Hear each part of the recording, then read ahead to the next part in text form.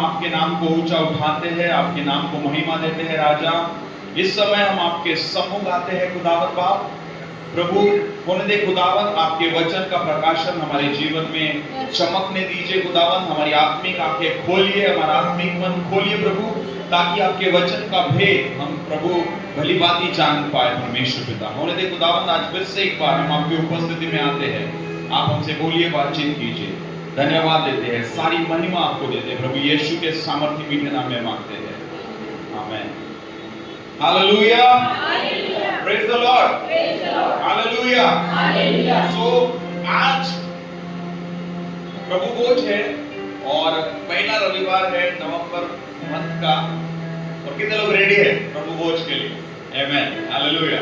सो प्रभु भोज के लिए तो हम हर महीने रेडी होते हैं, लेकिन आज हम प्रभु भोज के विषय में कुछ बातों को जानेंगे। क्या आप लोग तैयार हैं उसके लिए? कितने लोग तैयार हैं? बोलो, मैं तैयार हूं। बाजू वाले से कहे, मैं तैयार हूं। उससे पूछे कि आप तैयार है? क्या जवाब दिया उन्होंने? यस, तैयार है। सो आइए वचन में जाएंगे। इस समय हम लोग निकालेंगे पहला कुरिन्थियों उसका 11 अध्याय और वचन 30। पहला कुरिन्थियों 11 अध्याय वचन 30। इसी कारण तुम में बहुत से निर्बल और रोगी है, और बहुत से सो भी गए। Hallelujah, yes. इसी कारण तुम में से बहुत से निर्बल है, रोगी है, और बहुत से सो भी गए। ये पूरा भाग 17 वचन से 34 वचन तक प्रेरित पौलुस कुरिन्थियों की कलीसिया को प्रभु भोज के विषय में बता रहे। प्रभु भोज, जिसको हम हर माह में पहले हफ्ता हम लोग लेते हैं। हम क्यों लेते हैं प्रभु भोज? क्या कारण है? आप बता सकते हैं प्रभु भोज क्या है? हम क्यों प्रभु भोज में शामिल होते हैं? कोई बता पाएगा? उसकी आज्ञा है, परमेश्वर की आज्ञा है, यीशु मसीह ने आज्ञा दी।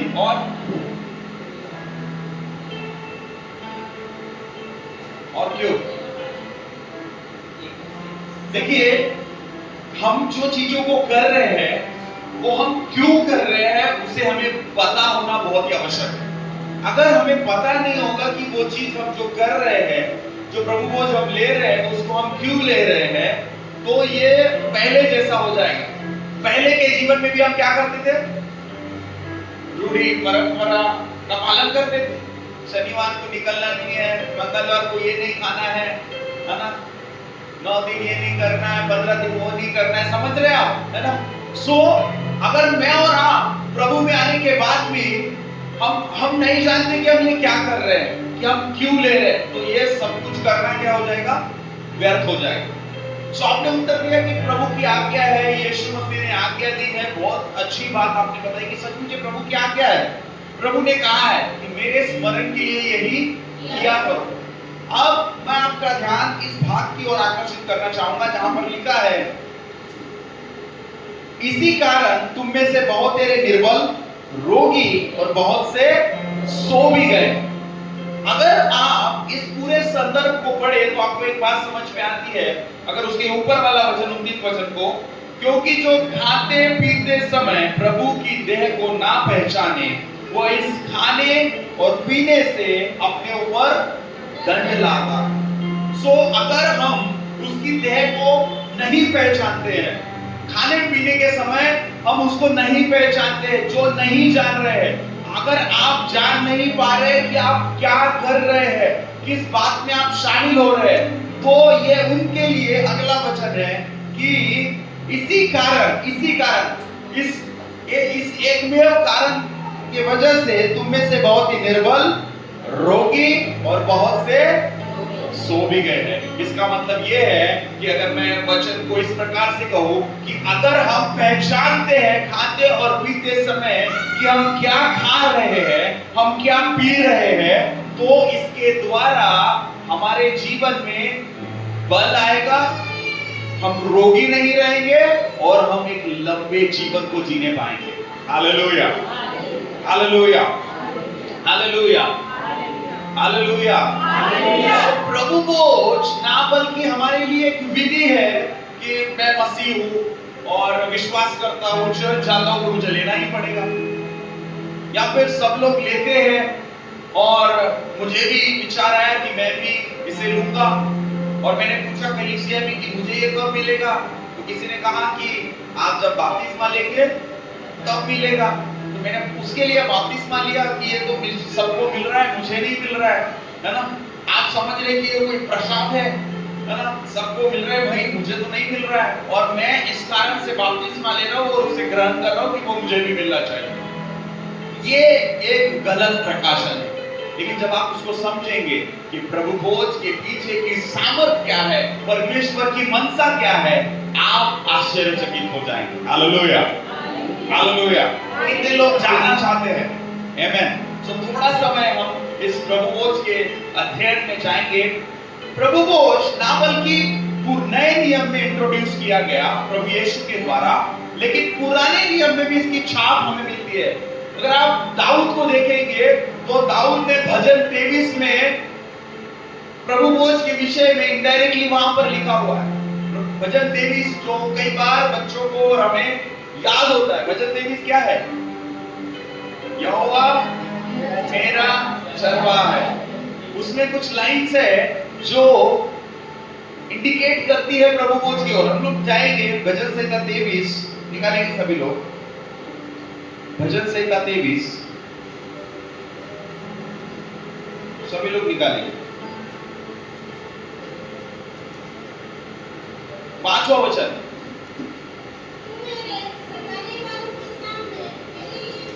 तू मेरे सताने वालों के सामने मेरे लिए क्या बिछाता है?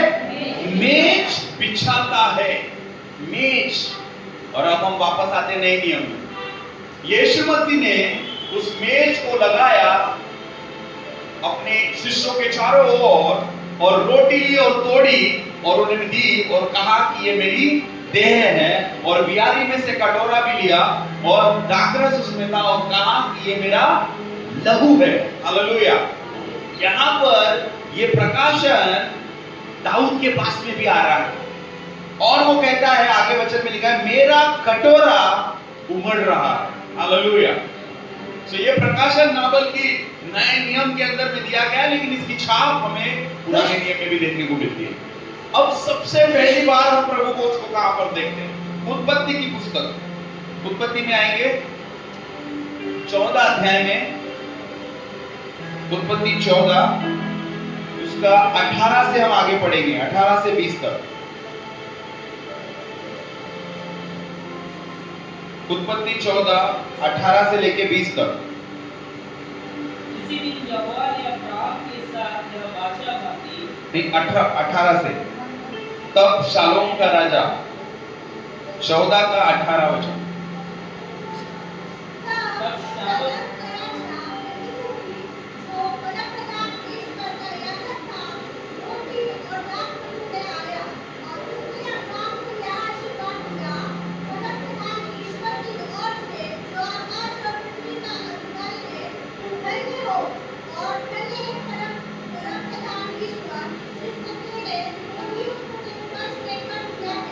हालेलुया। सो यहाँ पर एक याजक है जिसका नाम है मेल्कीसदेक, और मेल्कीसदेक रोटी और दाखमधु किसको दे रहा है? अब्राहम को दे रहा है। अभी यहाँ पर व्यवस्था भी नहीं आई गई। परमेश्वर के द्वारा जो व्यवस्था, जो कानून, जो लॉ दिया गया वो मूसा के समय में दिया गया। मतलब मूसा के ठीक 400 साल पहले यहाँ पर अब्राहम को मेल्कीसदेक क्या दे रहा है? प्रभु भोज। क्या दे रहा है? और ये व्यवस्था नहीं है, व्यवस्था तो आने की है, इससे 400 साल बाद व्यवस्था आएगी। लेकिन यहाँ पर सबसे पहली बार अब्राहम को प्रभु भोज दिया गया, और जैसे ही उसने प्रभु भोज दिया उसने कुछ आशीष उसको दी, और वो आशीष थी, उसने अब्राहम को यह कहकर आशीर्वाद दिया, परम प्रधान ईश्वर की ओर से जो आकाश और पृथ्वी का अधिकारी है, तू धन्य है, और धन्य है परम प्रधान ईश्वर जिसने तेरे द्रोहियों को तेरे वश में कर दिया। और यही वचन आप भजन संहिता के 23 अध्याय 5 वचन में देखेंगे, जहां पर दाऊद कहता है, तूने मेरे सताने वालों के सामने मेरे लिए मेज को बिछाता है। और आप फिर नए नियम में उसी मेज पर यीशु मसीह को भी देखेंगे, और यीशु मसीह का सताने वाला, है ना, यीशु मसीह को पकड़वाया जाने वाला उसी मेज पर खा और पी रहा था। Hallelujah, hallelujah. सो दो चीजें हैं बाइबल के अंदर में जो सबसे महत्वपूर्ण है, और शैतान उधर ही गड़बड़ करता है। सबसे पहली बात जो है वो है प्रभु भोज, और दूसरी चीज है दशमांश। और ये दोनों चीजें ऐसी चीजें हैं जो आपके आत्मिक जीवन को एक अलग लेवल पे लेकर जाएंगे, जो आपके लिए आपके आत्मिक जीवन को एक अलग ही दिशा में आपको लेकर के चली जाएगी। यहाँ पर देखिए, वो मेल्कीसदेक याजक, कुछ लोग कहते हैं कि ये यीशु मसीह की परछाई है पुराने नियम में। शालेम का राजा मेल्कीसदेक, अगर आप शालेम का अर्थ निकालेंगे तो उसका अर्थ होता है पीस, शांति। और यीशु मसीह को नए नियम में शांति का राजकुमार भी कहा गया है। तो ये मेल्कीसदेक और कोई नहीं, यीशु मसीह की परछाई है जो यहाँ पर याजक के रूप में हमें दिया गया है। और यहाँ पर हम देखते हैं कि वो अब्राहम को क्या कर रहा है, रोटी और दाखमधु दे रहा है, और अब्राहम उसे दशवांश दे रहा है। Hallelujah, hallelujah. सो ये एक प्रकाशन के रूप में, एक व्यवस्था के रूप में अब्राहम नहीं कर रहा है, लेकिन एक प्रकाशन के साथ वो कर रहा है। जब मैं और आप हम प्रभु भोज में शामिल होते हैं, प्रभु की मेज में शामिल होते हैं, तो मानो हम जब उस प्रकाशन के साथ में उसे लेंगे, हमारे जीवन में परमेश्वर की आशीष काम करेगी। लेकिन अगर आप सिर्फ और सिर्फ उसे एक विधि समझकर लेते रहेंगे कि अभी हर महीने ये होता है, मुझे तो उसमें शामिल होना है, मुझे तो करना ही है, आप उस आशीष से और उस अभिषेक से चूक जाएंगे। Hallelujah, hallelujah. और थोड़ा गहराई में जाते हैं। पहला कुरिन्थियों उसका 11 अध्याय, नए नियम में आइए, पहला कुरिन्थियों 11 अध्याय और 25 वचन।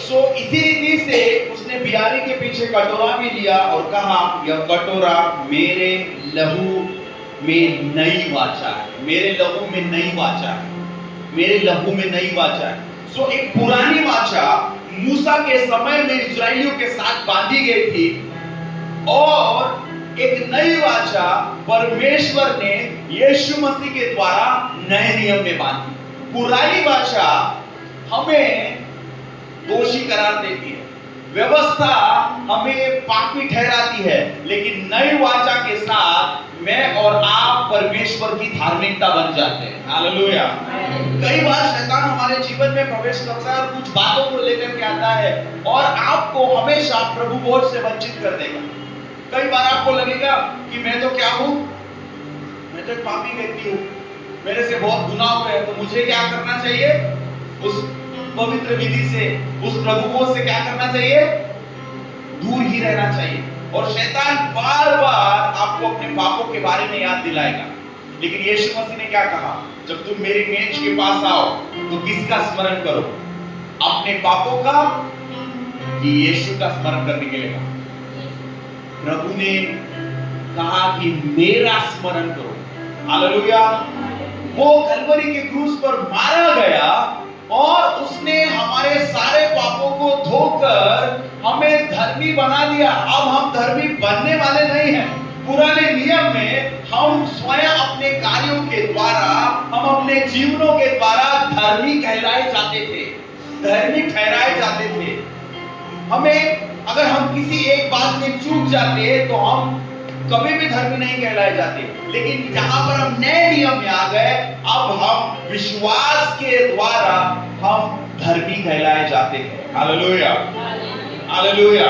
पुराने नियम में परमेश्वर की संतान होने के लिए कोई भी वचन नहीं है, लेकिन नए नियम में हम देखते हैं यूहन्ना की पहली पुस्तक 1 अध्याय और 12 वचन वहां पे लिखा है, जितनों ने उस पर विश्वास किया परमेश्वर ने उनको उसकी संतान होने का अधिकार दिया। हालेलुया। तो मैं और आप उसकी संतान है। कैसे? विश्वास के द्वारा। ये नहीं लिखा है कि जितनों ने 40 दिन उपवास किए, जितनों ने अपने घर में उपवास प्रार्थनाएं रखी, जितनों ने घर में चर्च के लोगों को बुलाकर खाना खिलाया, जितनों ने ये किया, जितनों ने वो किया, उनको परमेश्वर ने उसकी संतान होने का अधिकार दिया। There is no condition in Bible. कोई भी शर्त वहां पर नहीं है। वहां पर लिखा है कि जितनों ने उस पर विश्वास किया, उतनों को परमेश्वर ने उसकी संतान होने का अधिकार दिया। हालेलुया। मैं और आप परमेश्वर की संतान है। आमेन। हालेलुया। क्या आप खुश नहीं है? बोलो, मैं परमेश्वर की संतान हूं, मैं परमेश्वर का बेटा हूं, बेटी हूं। अभी भी कुछ ऐसे कह रहे हैं, मैं परमेश्वर की संतान हूं।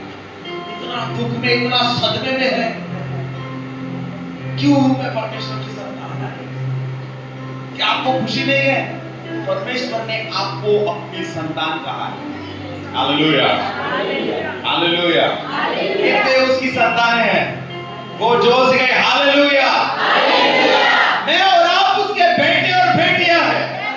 विश्वास के द्वारा मैं और आप उसके बेटे और बेटियां हैं। उसी विश्वास के द्वारा हम धर्मी ठहराए जाते हैं।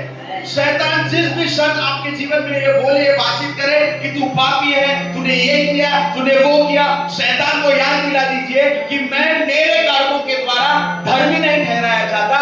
मैं नई वाचा का व्यक्ति हूं, मैं नई वाचा का सेवक हूं और मैं उसके कारण धर्मी ठहराया जाता हूं। Hallelujah, hallelujah. यीशु ने बियारी में कटोरा लिया, कटोरा लेकर कहा, ये मेरी नई वाचा का लहू, ब्लड। आपको पता है हमारे शरीर में एक ऐसा इंग्रेडिएंट है ब्लड, जिसका कोई रिप्लेसमेंट नहीं है, जिसको बनाया नहीं जा सकता। इवन हमारे बॉडी पार्ट्स भी आर्टिफिशियल बनाए जाते हैं। आर्टिफिशियल हार्ट भी साइंटिस्ट और डॉक्टर्स लोगों ने इन्वेंट किया है। कुछ समय वो आर्टिफिशियल हार्ट भी हमारे शरीर में लगा देंगे, कुछ समय तो हम जिंदा रहेंगे। लेकिन एक चीज है जो ना साइंस उसको बना पाया, ना कोई डॉक्टर, ना कोई रिसर्चर्स उसको बना पाया, वो हमारा रक्त है। क्या है? ब्लड।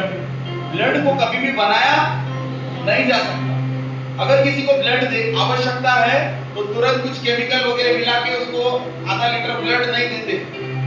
किसी को ब्लड देना होगा तभी उसको लगाया जाएगा। अक्सर जब एक्सीडेंट्स होते हैं और जब लोगों की मृत्यु होती है, तो लोगों की मृत्यु इसलिए नहीं होती कि उसका पैर टूट गया, उसके सर में चोट आई। वो इसलिए होती है कि वो पड़ा रहा और उसका काफी सारा ब्लड बह गया और जरूरत से ज्यादा ब्लड बह जाने के द्वारा उसकी क्या हो गई? मृत्यु हो गई। और बाइबल हमें बताती है कि एक जो क्रिएशन है या जो मनुष्य है या जो शरीर है, उसका जो प्राण है उसके ब्लड में होता है। कहां पर होता है? ब्लड में, रक्त में। आइए देखेंगे लय व्यवस्था की पुस्तक, थोड़ा और अंदर जाते हैं वचन। लय व्यवस्था की पुस्तक 17 अध्याय और 11 वचन पढ़ेंगे। लय व्यवस्था 17 अध्याय और वचन 11। तो क्या लिखा है? शरीर का प्राण, लय व्यवस्था 17 अध्याय 11 वचन। शरीर का प्राण लहू में रहता है। कहां रहता है? लहू में। हमारे ब्लड में हमारा प्राण है। हालेलुया। हमारे ब्लड में क्या है? हमारा प्राण है। आगे उसी वचन को,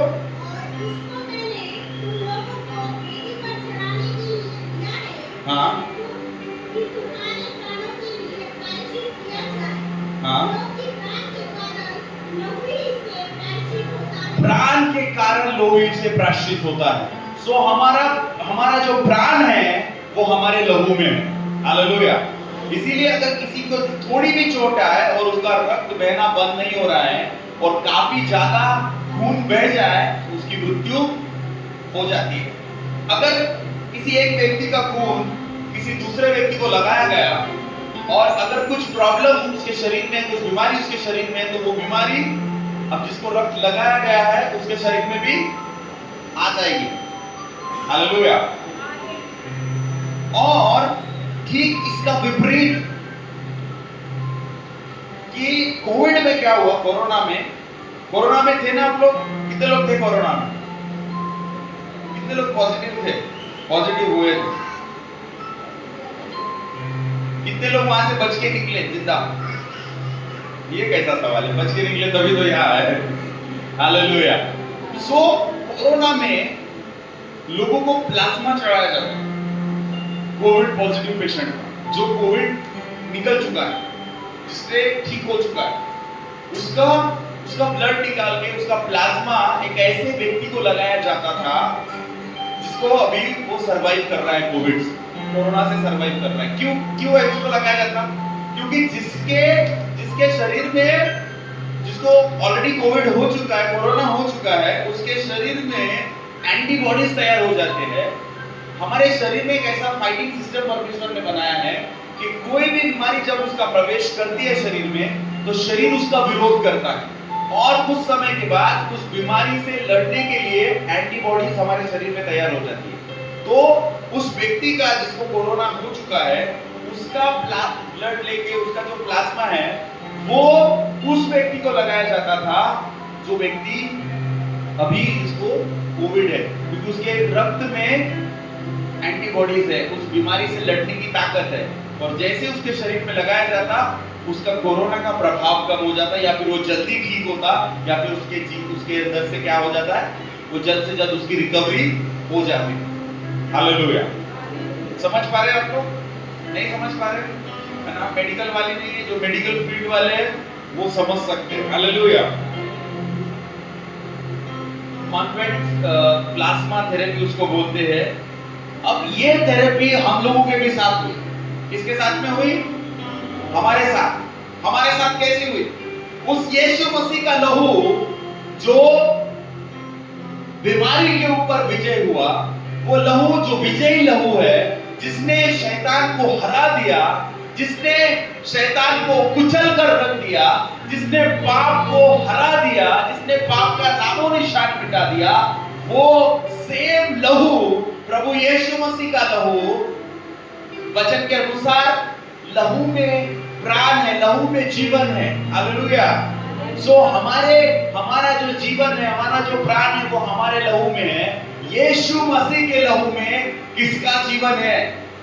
उसके अंदर परमेश्वर का जीवन है। हालेलुया। और जब मैं और आप हम उसके प्यारी के पास, उसके मेज के पास आते हैं और उसकी देह से हम खाते हैं, उसके लहू से हम पीते हैं, तो अब वो जीवन जो यीशु मसीह के अंदर है, वो जो परमेश्वर का जीवन है, वो जीवन जिसने मृत्यु पर विजय हासिल की है, वो जीवन, वो लहू जिसने बीमारी को हराया है, वो लहू जिसने निराशा को हराया है, वो लहू, वो जीवन अब हमारे जीवन में आता है। हालेलुया। और हमारे जीवन में आने के द्वारा वो हमारे अंदर काम करने लगता है, और ये उसका एक जोए जीवन है जो हमारे अंदर काम करने लगता है। हालेलुया। हालेलुया। इसीलिए वचन में लिखा है पहला कुरिन्थियों के 11 अध्याय में कि जितनों ने उसको खाते और पीने के समय न पहचाना, इस कारण बहुत तेरे निर्बल, रोगी और बहुत तेरे सो भी गए हैं। लेकिन जितनों ने खाने और पीने के समय में उसको पहचाना, वे निर्बल, वे बलवान हो गए, वे रोगी, वे चंगे हो गए, वे सो गए, वे दीर्घ आयु को प्राप्त किए। हालेलुया। हालेलुया। हमने कोरोना में घरों में प्रभु भोज करवाया। उस समय में हमने देखा परमेश्वर की सुरक्षा का हाथ हमारे जीवन के ऊपर में था। प्रभु भोज ना बल्कि हमारे लिए एक विधि है। प्रभु भोज मानो उस नई वाचा के लहू को अपने अंदर डालने का, उस नए जीवन को अपने अंदर समाने का, उस नए जीवन को जो परमेश्वर का जीवन है हमारे अंदर एक्टिवेट करने का एक प्रोसेस है। हालेलुया। Hallelujah, hallelujah.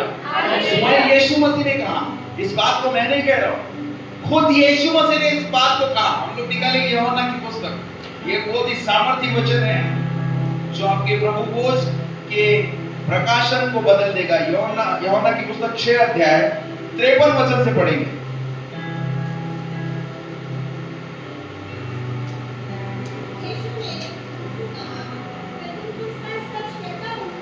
यीशु ने उनसे कहा, किससे कहा? यीशु ने, बोलो यीशु ने मुझसे कहा, उनसे नहीं। क्योंकि किसकी बाइबल है? ये वाली किसकी बाइबल है? ये मेरी है। आपकी कहाँ है? कुछ लोगों के पास में नहीं है, आप अपनी बाइबल ले लो। सो ये आपकी बाइबल में किसके बारे में लिखा होगा?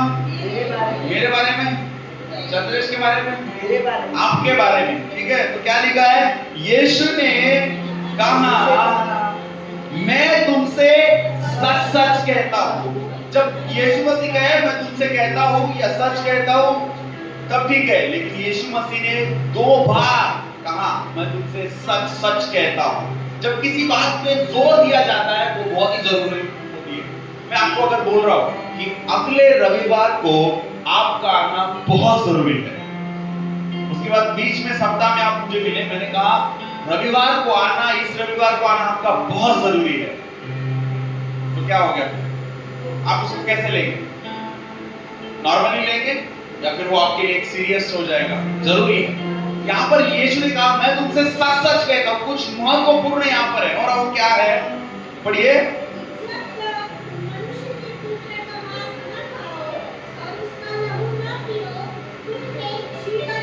जब तक मनुष्य के पुत्र का मांस न खाओ और लहू न पियो तुम में जीवन नहीं है। लेकिन जो उसके मांस को खाता है और जो उसके लहू को पीता है उसके अंदर परमेश्वर का जीवन है। Hallelujah, hallelujah. आप कितने साल से विश्वासी? 5, 10, 15, 20, 25 या फिर कुछ महीने? हम इतने वर्षों से, इतने समय से जो प्रभु बोझ ले रहे हैं, हम क्या कर रहे हैं? उसके मांस को खा रहे हैं, उसके लहू को पी रहे हैं और उसका जीवन इस वचन के अनुसार, यूहन्ना 6:53 के अनुसार हमारे कहां है? हमारे अंदर बह रहा है। हालेलुया। आगे 54, आगे बढ़ेगी 54। जो मेरा मांस खाता है, हाँ, अनंत जीवन उसी का है। हालेलुया। अनंत जीवन उसी का है। किसका अनंत जीवन है? जो मेरा मांस खाता है और मेरा लहू पीता है, वचन कहता है अनंत जीवन उसी का है। आगे में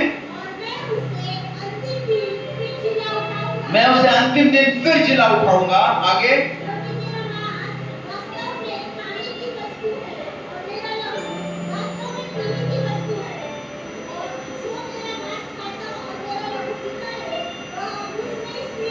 जो मेरा मांस खाता और लहू पीता है वो मुझ में स्थिर बना रहेगा। क्योंकि जब उसका जीवन आपके अंदर होगा तब आप स्थिर बने रहेंगे, आप डगमगाएंगे नहीं। हालेलुया। आप डगमगाएंगे नहीं, आप हारेंगे नहीं, लेकिन आपका जीवन स्थिर बना रहेगा। बोलो मेरा जीवन स्थिर बना रहेगा, क्योंकि मैं उसके मांस को खाता हूं, उसके लहू से पीता हूं, इसीलिए मैं स्थिर बना रहूंगा। हालेलुया। अब क्या शैतान आपको स्पर्श कर पाएगा? दुष्ट आत्माएं आपके घर के भीतर आ पाएंगी? शैतान आपको रात्रि में परेशान कर पाएगा? बिल्कुल भी नहीं। क्यों? क्योंकि उसका जीवन आपके अंदर में है। जब आप इस प्रकाशन के साथ प्रभु बोझ को लेंगे और निरंतर रूप से लेंगे ना, इस प्रकाशन के साथ आपके शरीर की सारी बीमारियां खत्म हो जाएगी। आपके रक्त के अंदर में पाई जाने वाली हर बीमारी खत्म हो जाएगी, चली जाएगी। क्योंकि आप किसको ले रहे हैं? आप उस यीशु मसीह के लहू को ले रहे हैं जिसने ऑलरेडी बीमारी को हरा दिया है। हालेलुया। वो नई वाचा का लहू है जो मेरे कर्मों के द्वारा मुझे धर्मी नहीं ठहराता, लेकिन यीशु मसीह के क्रूस पर चढ़ाए जाने के द्वारा मैं धर्मी ठहराया जाता हूँ। Hallelujah, hallelujah, hallelujah. ये उसी प्रकार से हो गया कि वो खून हमें दिया जा रहा है, वो खून हम ले रहे हैं जो जिस लहू ने पहले से ही बीमारियों को हरा दिया है। हालेलुया। जिस खून ने बीमारियों को हरा दिया है, जिस खून ने निराशा को हरा दिया है, जिस खून के अंदर में सामर्थ है, जिस खून के अंदर में ताकत है ना। पहले व्यवस्था में हमने पढ़ा 17वें अध्याय में कि प्रायश्चित के लिए भी लहू बहाया जाता है। पुराने नियम में भी प्रायश्चित के लिए लहू बहाया जा रहा है।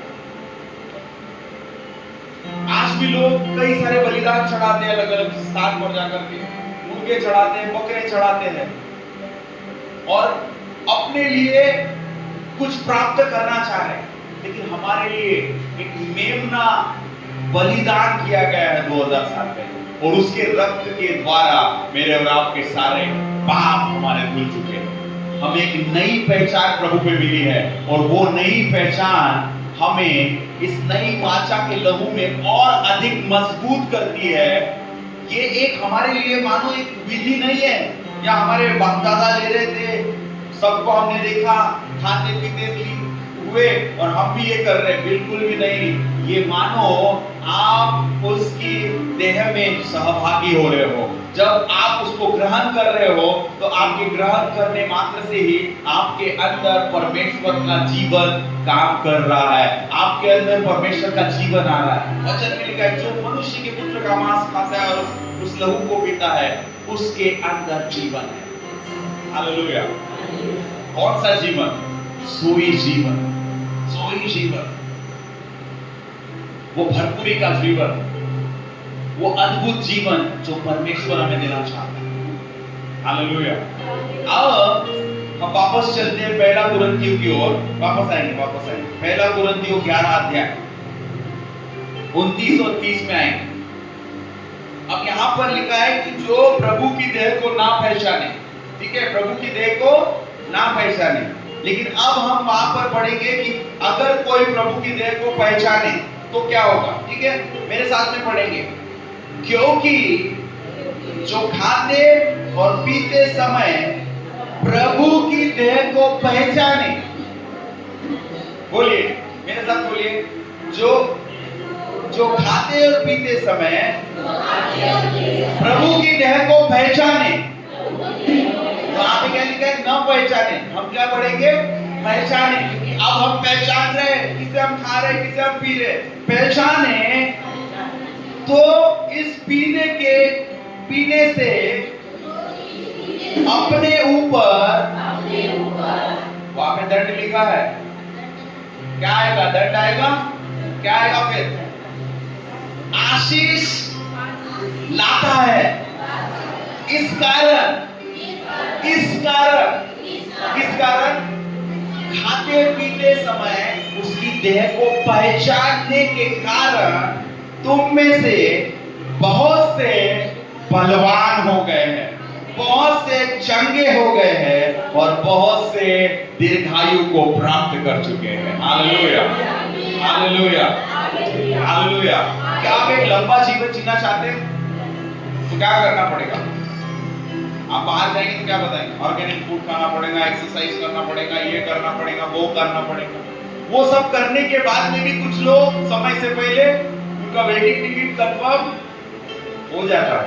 हालेलुया। लेकिन वचन हमें बताता है हम एक लंबे जीवन को खींच स्टार्ट करके कमा नहीं सकते, हम एक लंबे जीवन को विश्वास के द्वारा ले सकते हैं। क्योंकि परमेश्वर के वचन में लिखा है, भजन संहिता 91वां अध्याय उसके आखिरी वचन में क्या लिखा है? कि मैं तुम्हें दीर्घायु से तृप्त करूंगा और अपने किए हुए उद्धार का दर्शन दिखाऊंगा। और यहाँ पर हम लोग पढ़ रहे हैं कि जितनों ने उसको खाने और पीने के समय उसकी देह को पहचाना है, वे लोग बलवान हो गए, वे लोग चंगे हो गए और वे लंबी उम्र को प्राप्त किए। हालेलुया। अगर आप सच में अपने जीवन में एक लंबे जीवन को जीना चाहते हो, स्वस्थ जीवन को जीना चाहते हो, आपको निरंतर रूप से प्रभु भोज में शामिल होना। आप दुनिया के किसी भी चर्च में चले जाओ, आपको पहला रविवार में ऐसी बात बहुत सारी भीड़ वहां पे दिखेगी। जो लोग कभी भी नहीं आते वो पहले रविवार को आते, क्यों?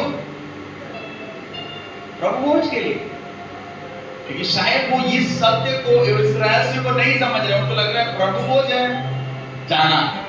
लेकिन जब आप इस सत्य के साथ उसे ग्रहण करेंगे, इस प्रकाशन के साथ आप उसे लेंगे, तो ये प्रभु भोज ना बल्कि आपके लिए एक साधारण विधि बनकर रह जाएगा, लेकिन ये प्रभु भोज आपके जीवन को बदल कर रखेगा। ये प्रभु भोज आपको स्वस्थ अलौकिक स्वास्थ्य की ओर लेकर के जाएगा। ये प्रभु भोज आपको बीमार नहीं होने देगा। ये प्रभु भोज, ये प्रभु का लहू आपको सारे बीमारियों को धोकर शुद्ध करेगा।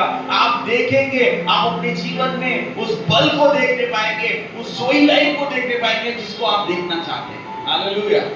किसी भी बात को हल्के मन में नहीं, अगर प्रभु ने कहा है तो उसके पीछे एक बहुत बड़ा सत्य है, उसके पीछे एक बहुत बड़ा रहस्य है। Hallelujah, hallelujah. तो किसी दिन और अधिक हम यीशु मसीह के लहू के बारे में और लहू की वाचा के बारे में सुनेंगे, लेकिन ये समय है कि हम लोग प्रभु भोज की ओर बढ़ेंगे, है ना? और हमने वचन सुना है और हम विश्वास के साथ प्रभु भोज को ग्रहण करेंगे। लेकिन उससे पहले क्यों ना हम थोड़ा समय अपने स्थानों पर खड़े हो जाएं और हम अपनी आंखों को बंद करें। हालेलुया। हम अपनी आंखों को बंद करें और इस समय हम अपने मनों को तैयार करें, इस प्रकाशन के साथ, इस वचन के साथ, इस सच्चाई के साथ। यीशु ने कहा, मैं तुमसे सच सच कहता हूं, जो इस रोटी को खाता है, जो मनुष्य के पुत्र के मांस को खाता है, जो उसके लहू को पीता है, उसके अंदर जीवन है। हालेलुया। उसके अंदर जीवन है, उसके अंदर जीवन है। वो जीवन आपके अंदर है, वो ज़ोए जीवन आपके अंदर में है, वो परमेश्वर का जीवन आपके अंदर में है। परमेश्वर आपको उस अलौकिक स्वास्थ्य की ओर लेकर के जाना चाहता है। परमेश्वर आपको अपनी प्रतिज्ञाओं के देश में लेकर के जाना चाहता है। परमेश्वर चाहता है कि आप एक लंबे जीवन को जिए। परमेश्वर चाहता है कि आप दीर्घायु को प्राप्त करें। परमेश्वर चाहता है कि आप अपने नाती पोतों को देखने पाए।